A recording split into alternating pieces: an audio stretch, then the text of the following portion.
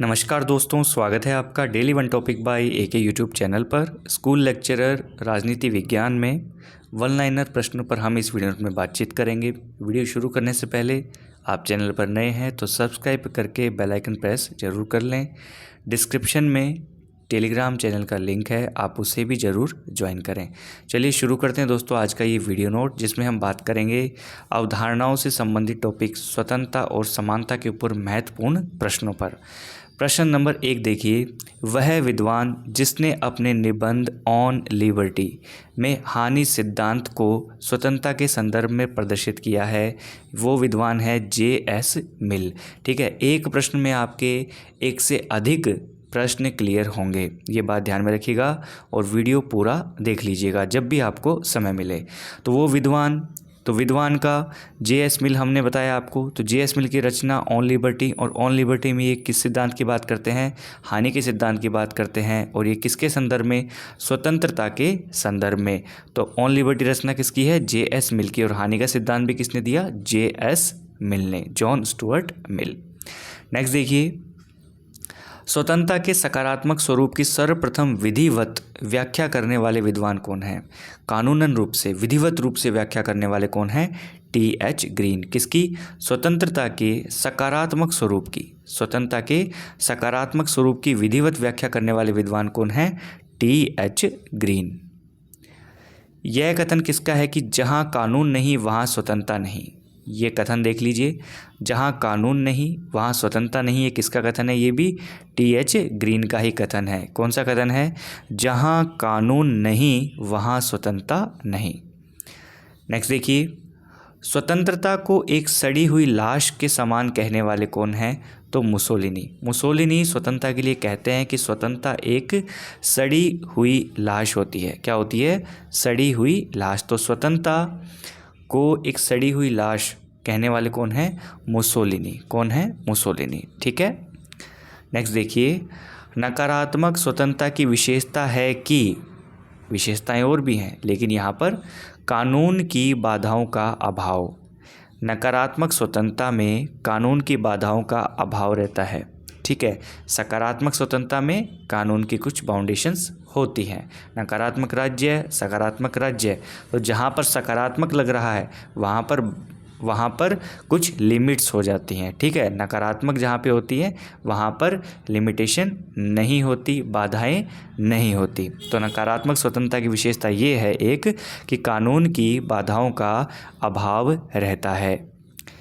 Next देखिए, मनुष्य स्वतंत्र पैदा हुआ किंतु वह सर्वत्र बंधनों में या बेड़ियों में जकड़ा हुआ रहता है, खुद को पाता है, जकड़ा हुआ पाता है कुछ समय पश्चात। वो है रूसो कहते हैं कि प्रसिद्ध कथन है ये, तो कई बार मैं अपने वीडियो नोट में भी जिक्र कर चुका कि मनुष्य का जन्म स्वतंत्र रूप से होता है लेकिन कुछ समय बाद में वो खुद को बंधनों में और बेड़ियों में जकड़ा हुआ पाता है। तो ये किसका कथन है? रूसो का। व्यक्ति अपने ऊपर, अपने शरीर, मस्तिष्क और आत्मा पर क्या है? संप्रभु है। यह मान्यता किसने दी, या ये बात किसने कही, या ये मत किसका था? तो ये मिल का मत है। किसका मत है? जे.एस. मिल का। जे.एस. मिल कहते हैं कि व्यक्ति जो है अपने ऊपर, अपने शरीर, मस्तिष्क और आत्मा पर क्या है? संप्रभु है। यदि किसी व्यक्ति को वाणी तथा अभिव्यक्ति की स्वतंत्रता से वंचित किया जा रहा है तो इसका अर्थ होगा कि उस व्यक्ति को किस स्वतंत्रता से वंचित किया जा रहा है? नागरिक स्वतंत्रता से वंचित किया जा रहा है। ठीक है, फिर से समझ लीजिए, अगर किसी व्यक्ति को वाणी से या अभिव्यक्ति की स्वतंत्रता से वंचित किया जा रहा है तो उसे नागरिक स्वतंत्रता से वंचित किया जा रहा है, इसका अर्थ ये होगा। ठीक है, नागरिक स्वतंत्रता। नेक्स्ट देखिए, अराजकतावादी व्यक्तिवादी विधि तथा स्वतंत्रता को क्या मानते हैं? विधि तथा स्वतंत्रता को एक दूसरे के विरोधी मानते हैं। अराजकतावादी व्यक्तिवादी विधि और स्वतंत्रता को कहते हैं कि विधि और स्वतंत्रता एक दूसरे के क्या हैं? विरोधी हैं। कानून और स्वतंत्रता, इसे आप विधि की जगह कानून भी ले सकते हैं कि कानून और स्वतंत्रता एक दूसरे के क्या हैं? विरोधी हैं। स्वतंत्रता को अति शासन का विलोम कहने वाले विद्वान कौन है? देखिए सारे प्रश्न महत्वपूर्ण है, ध्यान में रखिएगा। आप जितना भी पढ़ रहे हैं ना उसमें आपको कहीं ना कहीं ये ज़रूर मिलेंगे, है ना। तो इम्पोर्टेंट हाईलाइट करके आपको बताए जा रहे हैं। स्वतंत्रता को अति शासन का विलोम कहने वाले विद्वान है सीले। कौन है? सीले।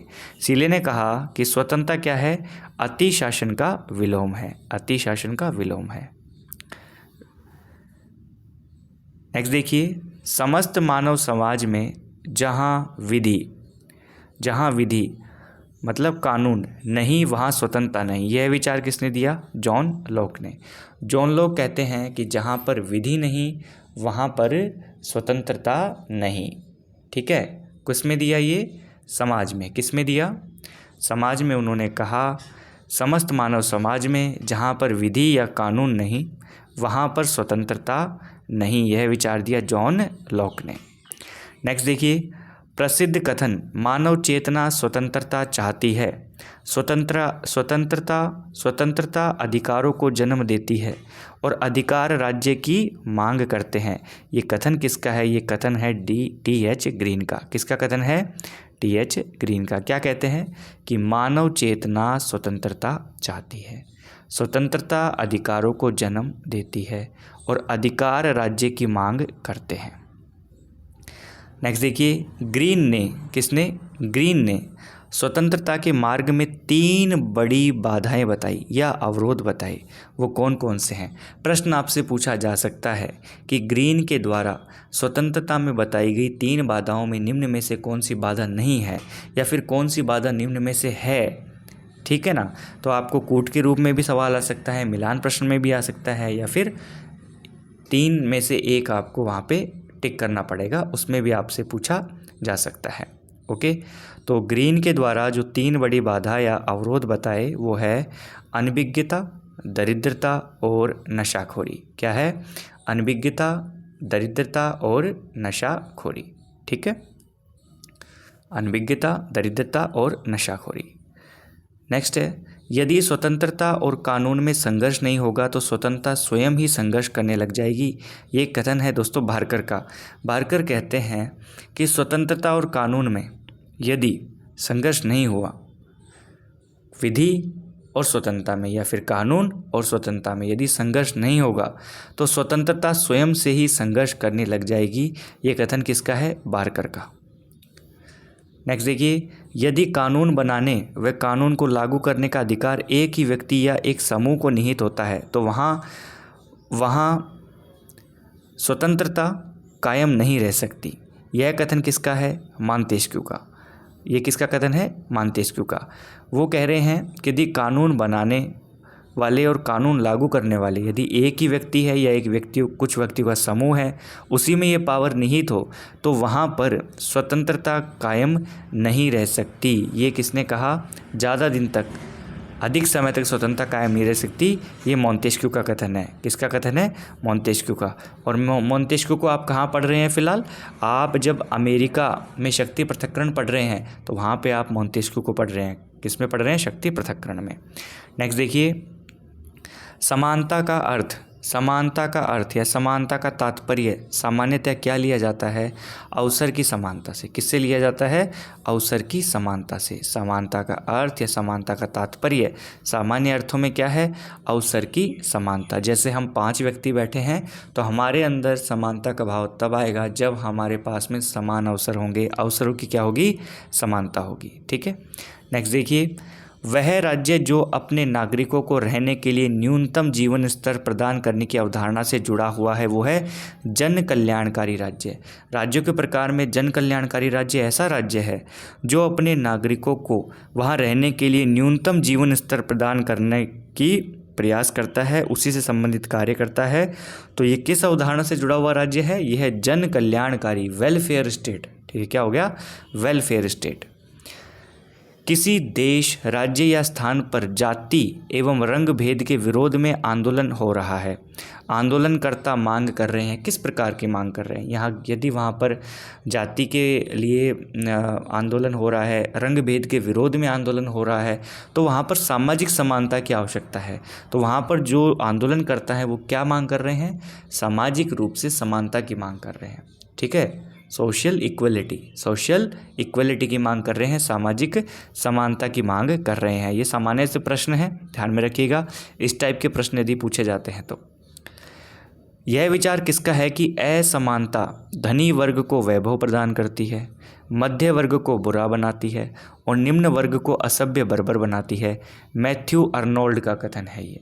मैथ्यू अर्नोल्ड कहते हैं असमानता यह काम करती है कि असमानता धनी वर्ग को तो वैभव प्रदान कर देती है, मध्य वर्ग को बुरा बना देती है और निम्न वर्ग को असभ्य और बर्बर बना देती है। मैथ्यू अर्नोल्ड का कथन है।